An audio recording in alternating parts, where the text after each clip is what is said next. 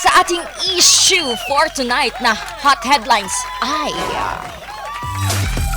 current jowa nadismaya matapos malamang second option lang pala.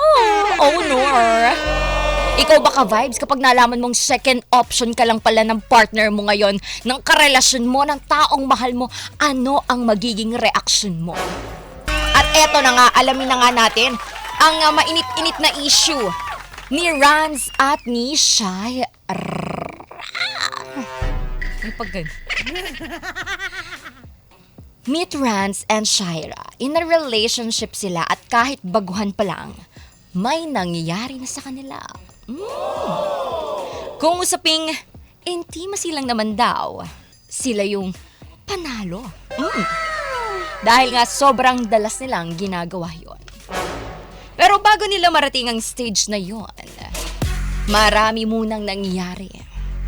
Kahit super saglit lang daw ang panliligaw ni Ran sa kanya,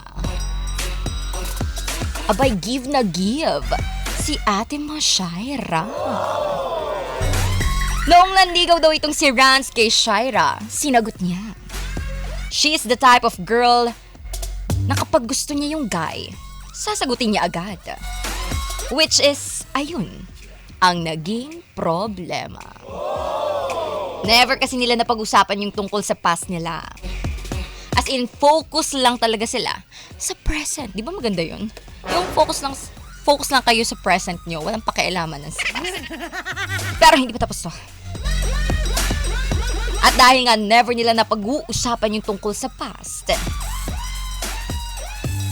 ayun, nang umabot na sa punto na napag-uusapan na ang dating or dating dating style ng nakarelasyon ng kanyang current relationship na.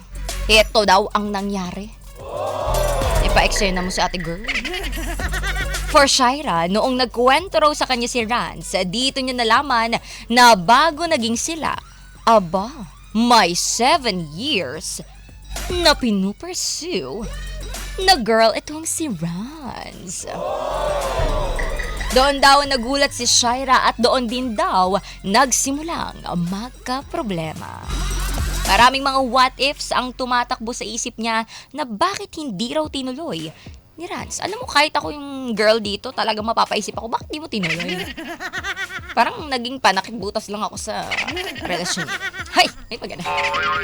At noong nagtanong siya kung nakakausap niya pa yung babaeng nung time na nanliligaw siya, doon sumabog si Shaira. For Rans, hindi raw niya kayang magsinungaling. Kasi totoong mahal niya naman talaga tong si Shaira. And as for Shaira naman, bakit daw ngayon niya lang sinabi? Kung may 7 years naman pala siyang pinupursue, bakit daw siya magkakagusto kay Shaira? Parang sobrang random at weird daw ng timing at doon na napaisip si Shaira na baka, teka, second option lang kaya ako? For Rans, hindi raw ganun yon.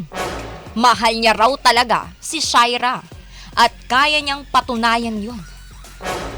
At saka, past is past naman daw. Matagal na siyang walang gusto sa babaeng 7 years na yon dahil nga very cold and distant naman yung connection nila. Pero hindi naniniwala si Shaira. Feel niya, teka, option lang talaga ako eh. Na kahit anong pilitin ko, kahit anong bisang ibigay ko sa kanya, wala pa rin. At hindi talaga mag-work ang relationship nila. And that's our issue for tonight.